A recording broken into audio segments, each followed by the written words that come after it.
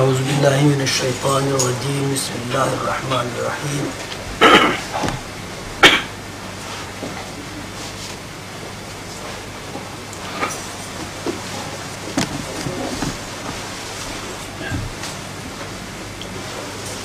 قل هو اللہ احد اللہ الصمد لم یلد ولم یولد ولم یکن له کفوا احد۔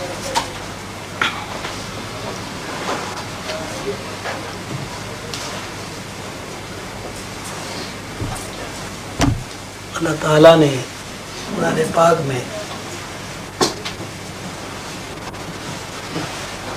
سورہ اخلاص جو میں نے ابھی تلاوت کی ہے، قل اللہ احد اللہ الصمد لم یلد ولم یولد ولم یکن له کفوا احد میں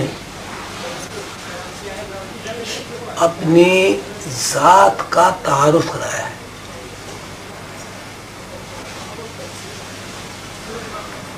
اللہ تعالیٰ نے اپنی ذات کا تعارف مختلف طریقوں سے کیا ہے، جیسے الحمدللہ رب العالمین، سب تعریفیں اس اللہ کے لیے ہیں جو تمام عالمین کا رب ہے۔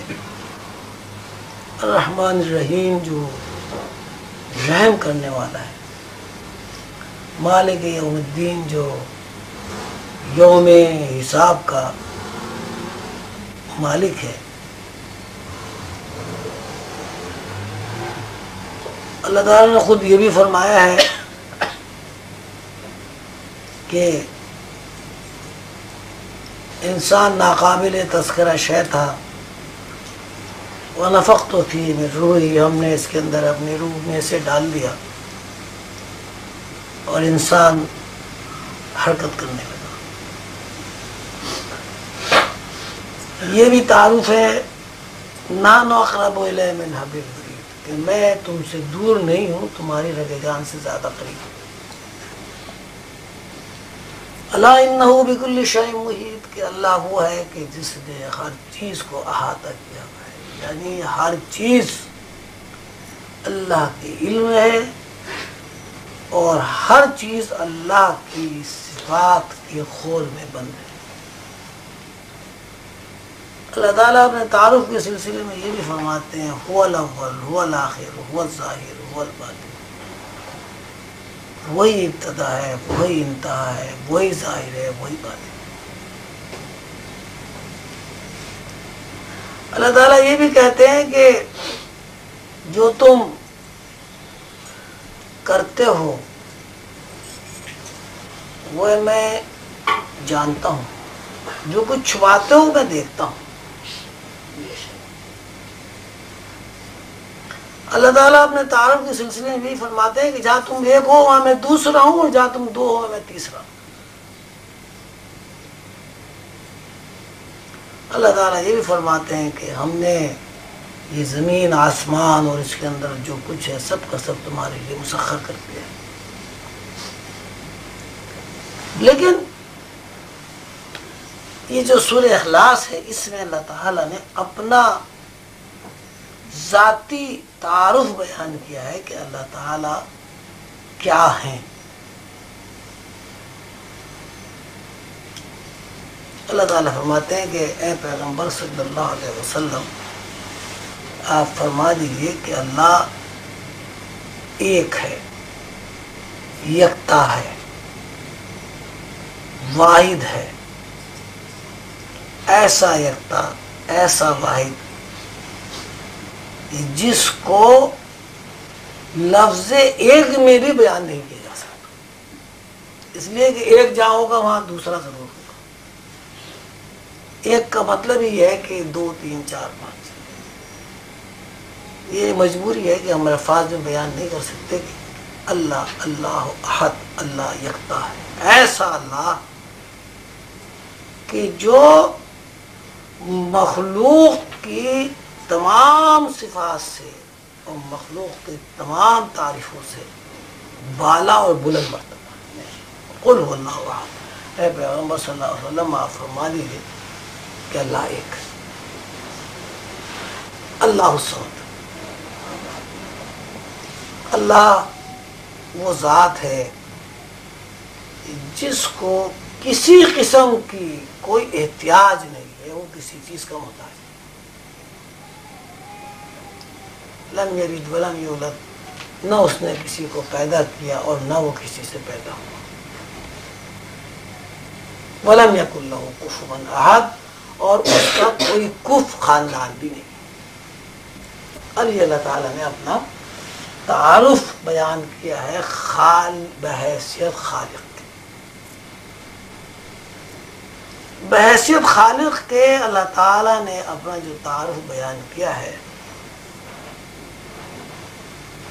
اب ہم کوشش کرتے ہیں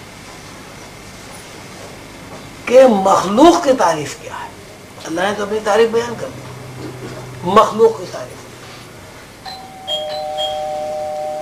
اللہ تعالیٰ کہتے ہیں کہ میں ایک ہوں، مخلوق ایک نہیں ہوتی، مخلوق کا کثرت ہونا ضروری ہے۔ مخلوق کا مطلب ہی ہے کہ کثرت ہو، بے شمار انسان ہوں، بے شمار پرندے ہوں، بے شمار چوپائے ہوں، بے شمار درخت ہوں۔ مخلوق کی تعریف یہ ہے کہ وہ پیدا بھی ہوتی ہے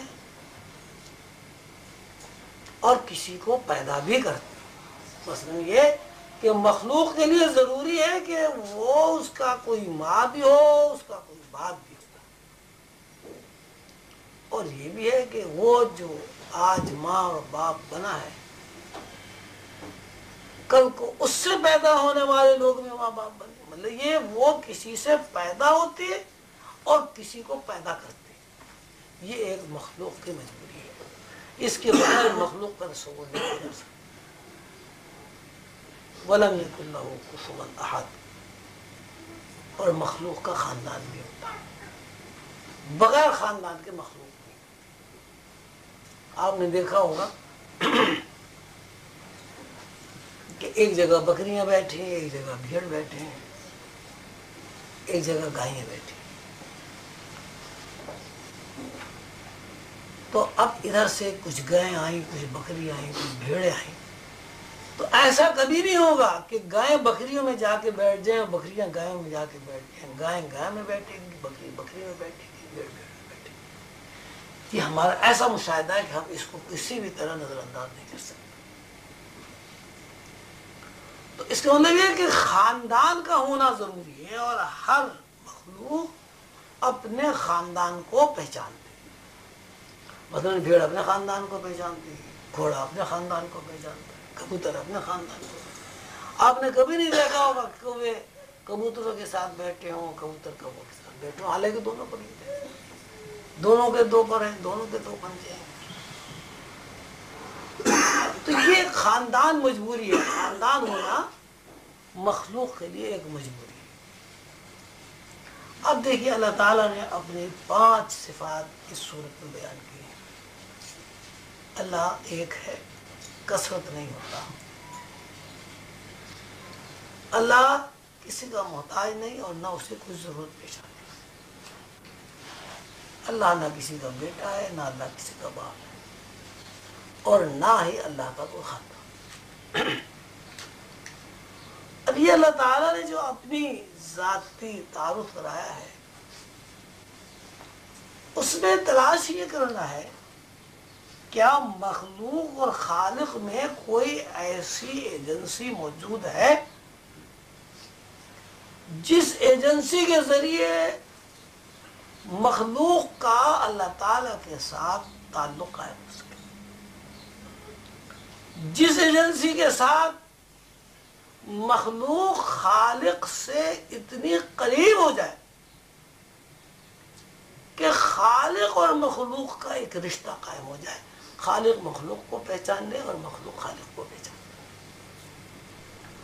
اب اس صورت مبارکہ کی آیتوں کو پڑھ کر آپ دیکھیں کہ مخلوق واحد نہیں ہو سکتی، یکتا نہیں ہو سکتی، کثرت ہونا ضروری ہے۔ مخلوق کے لیے ضروری ہے وہ کسی کا باپ ہو یا کسی کا بیٹا ہو، مخلوق کے لیے ضروری ہے کہ اس کا کوئی خاندان ہو۔ اب ایک ایجنسی اللہ تعالیٰ فرمائی اللہ الصمد، اللہ بے نیاز ہے اور اللہ کسی قسم کے وسائل کا محتاج نہیں۔ جبکہ بندہ وسائل کے بغیر زندگی نہیں رہ سکتا. ہر قدم پر وسائل کا محتاج ہے. ہوا، پانی، گیسز، دھوپ، غذا. یعنی انسان یا کوئی بھی مخلوق اس قدر محتاج ہے وسائل کی کہ وسائل کے بغیر اس کی زندگی جو ہے وہ قابل تذکرہ نہیں، وہ زندہ رہ ہی نہیں سکتا. اب اللہ تعالیٰ فرماتے کہ اللہ بے نیاز ہے، اللہ کسی قسم کے احتیاج نہیں رکھتا. لیکن ساتھ ساتھ اللہ تعالیٰ یہ فرماتے الا انہ بکل شیء محیط، کہ ہر چیز کو اللہ نے احاطہ کیا. ان اللہ علی کل شیء قدیر، ہر چیز پر اللہ قادر.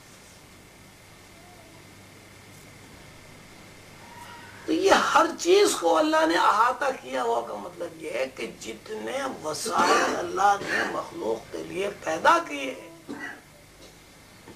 ان سب پر اللہ کا کنٹرول ہے، اللہ کا ہولڈ ہے. مثلاً اگر زمین نہ ہوتی، اللہ زمین نہ بناتا، تو غذائی ضروریات زمین سے پیدا نہ ہوتی. غذائی ضروریات زمین اگا دیتی تھی. سورج نہ ہوتا تو کھیتیاں پکتی نہیں، کھیتیاں پک بھی جاتی. چاند نہ ہوتا تو اس میں شیرینی اور حلاوت پیدا نہ ہوتی. گیسز نہ ہوتی تو انسان ویسے ہی دم گھٹ کے مر جاتا. تو اللہ وہ ہے جس نے وسائل پیدا کیے، جبکہ وہ وسائل کا محتاج نہیں ہے، مخلوق وسائل کی محتاج ہے.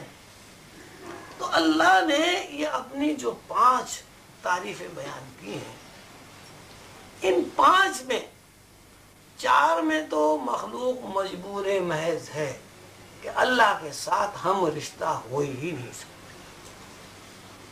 اب ایک اللہ کی تعریف کہ اللہ بے نیاز ہے اور اسے کسی قسم کے وسائل کی احتیاج نہیں ہے. بندہ یہ کر سکتا ہے کہ اپنا تعلق اللہ کے ساتھ اس طرح قائم کر لے جس طرح ایک پیدا ہونے والا بچہ اپنی ماں کے ساتھ اپنا. ان 5 میں 4 میں تو مخلوق مجبور محض ہے کہ اللہ کے ساتھ ہم رشتہ ہو ہی نہیں سکتے. اب ایک اللہ کی تعریف کہ اللہ بے نیاز ہے اور اسے کسی قسم کے وسائل کی احتیاج نہیں ہے. بندہ یہ کر سکتا ہے کہ اپنا تعلق اللہ کے ساتھ اس طرح قائم کر لے جس طرح ایک پیدا ہونے والا بچہ اپنی ماں کے ساتھ اپنا رابطہ تعلق قائم کرتا ہے. بچے کو کچھ پتہ نہیں کہ اسے دودھ کہاں سے ملے گا، دودھ کیا ہوتا ہے، لیکن بچہ ماں کی گود میں جب چلا جاتا ہے تو وہ اپنے در و بس تمام ضروریات کی کفالت ماں کے اوپر ڈال دیتا ہے. تو اسی صورت سے اگر بندہ اپنی تمام ضروریات کا کفیل اللہ کو مان لے تو اللہ کی یہ واحد ایجنسی ہے اللہ الصمد کہ اللہ بے نیاز ہے، اس کا تعلق اللہ کے ساتھ قائم ہو جاتا ہے. وہ اس تعلق کو مانے یا نہ مانے، تعلق اس کا قائم ہے. مثلا کوئی بھی انسان یہ نہیں کہہ سکتا کہ میں اپنی مرضی سے پیدا ہو گیا ہوں. کوئی بھی انسان اس بات کا دعویٰ نہیں کر سکتا کہ ماں کے پیٹ میں جو میری نشو و نما ہوئی ہے اس میں میرا کوئی اپنا ذاتی کردار نہیں. کوئی بچہ اس بات کا دعوے دار نہیں ہو سکتا کہ پیدائش کے بعد یہ ہر روز میرا بڑھنا، ہر روز میرا ارتقاء اور ہر روز میرے شعور میں بالیدگی جو ہے اس میں میرا اپنا کوئی ذاتی دخل ہے. بچہ ایک نظام کے تحت، اللہ کے نظام کے تحت، اللہ کی رحمت کے بڑھتا رہتا ہے بڑھتا رہتا ہے بڑھتا رہتا ہے، یہاں تک کہ وہ جوان ہو جاتا ہے۔ جوانی میں داخل ہونے کے بعد ماحول سے، تعلیم سے، والدین سے اسے عقل و شعور حاصل ہوتا ہے، اور وہ عقل و شعور استعمال کر کے اپنی زندگی کے لیے وسائل مہیا کرتا ہے۔ لیکن یہاں بھی یہ بات غور طلب ہے کہ اگر اللہ تعالیٰ وسائل پہلے سے مہیا نہ کریں، وہ نوجوان بچہ وسائل کس طرح استعمال کر سکتا ہے؟ وسائل پہلے سے موجود ہیں تو وہ وسائل کو استعمال کرتا ہے۔ اور دوسری بات یہ کہ اگر اللہ تعالیٰ عقل و شعور نہ دے، ہینڈی کیپ بنا دیں، تو وسائل ہونے کے باوجود وسائل کو استعمال کرتا ہے۔ تو یہاں بھی یہ بات پوری طرح روشن ہے کہ انسان جو ہے وہ در و بست ہر معاملے میں اللہ کا محتاج ہے، اور اللہ ہی اس کی تمام ضروریات کا کفیل ہے۔ تو اس صورت مبارکہ میں اللہ تعالیٰ نے یہ فرمایا ہے کہ مخلوق میری ذاتی صفات، 5 صفات میں سے 4 صفات میں تو کسی بھی طرح مجھ سے ہم رشتہ ہو ہی نہیں سکتے، لیکن میری ایک صفت ایسی ہے کہ میں وسائل پیدا کرتا ہوں لیکن وسائل کا محتاج نہیں۔ چونکہ میں وسائل پیدا کرتا ہوں اور مخلوق کے لیے وسائل پیدا کرتا ہوں، اس لیے مخلوق میری اس بے احتیاج ہونے کی صفت سے فائدہ اٹھاتے ہوئے دنیا سے بے احتیاج ہو کر اللہ کے ساتھ احتیاج قائم کر سکتے ہیں۔ اور جب ایسا ہو جاتا ہے تو پھر اللہ کا اور بندے کا رشتہ قائم ہوتا ہے۔ اللہ تعالیٰ سب جانتے ہیں قادر مطلق ہے، خود ہی اللہ تعالیٰ فرمایا رب العالمین ہے، سب کو اللہ تعالیٰ روزی دیتا ہے۔ یہ ہم جو روزی کماتے ہیں، محنت مزدوری کرتے ہیں، محنت مزدوری بھی جب ہی کرتے ہیں جب محنت مزدوری کا صلہ پہلے سے موجود ہوتا ہے۔ ہمیں روٹی چاہیے، روٹی کے لیے پیسے چاہیے، پیسے کمانے کے لیے کوئی شاپ چاہیے، کوئی کاروبار چاہیے، کوئی فیکٹری چاہیے، فیکٹری چلانے کے لیے عقل چاہیے، محنت چاہیے۔ یہ تمام عقل، محنت، فیکٹری، دکانیں وغیرہ وغیرہ، یہ سب اسی وقت کارآمد ہے جب پہلے سے وسائل موجود۔ اگر انسان کی خوردونوش کا سامان موجود ہی نہ ہو، اللہ تعالیٰ انسان کی خوردونوش کا سامان پیدا ہی نہ کرے، تو نہ کاروبار ہوگا، نہ ملازمت ہوگی، نہ کوئی دکان ہوگی، نہ کوئی محنت ہوگی، نہ کوئی مشقت۔ تو اس سورہ مبارک میں اللہ تعالیٰ نے مخلوق کو بتایا ہے کہ مخلوق میرے ساتھ رشتہ قائم کرنے کے لیے، مجھ سے قریب ہونے کے لیے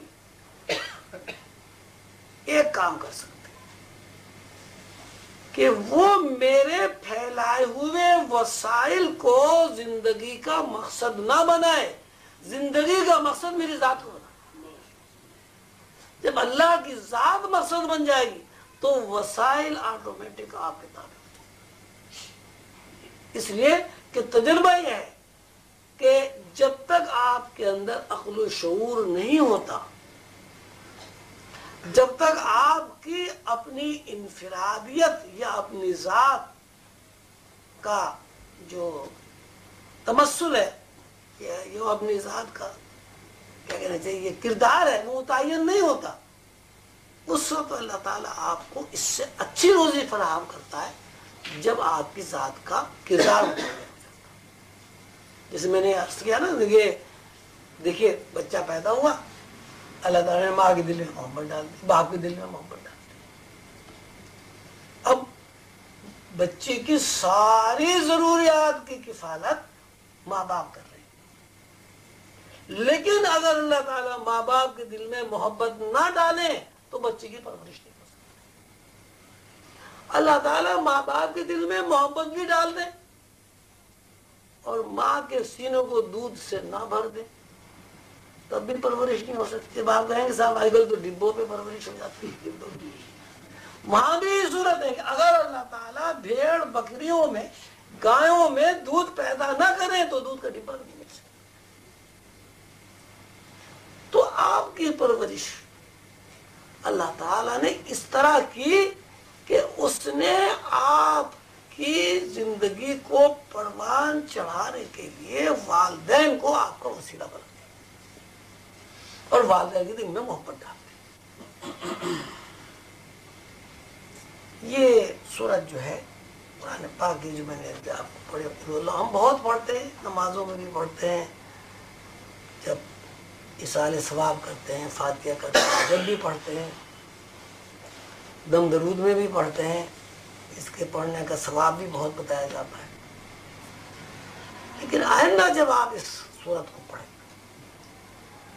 تو یہ ضرور ذہن میں رکھیں کہ اللہ تعالیٰ نے اس سورت میں اپنی ذات کا تعارف کرایا ہے اور یہ بتایا ہے کہ اللہ تعالیٰ کی ذات سے رشتہ استوار کرنے کے لیے, رشتہ مضبوط کرنے کے لیے, رشتہ مستحکم کرنے کے لیے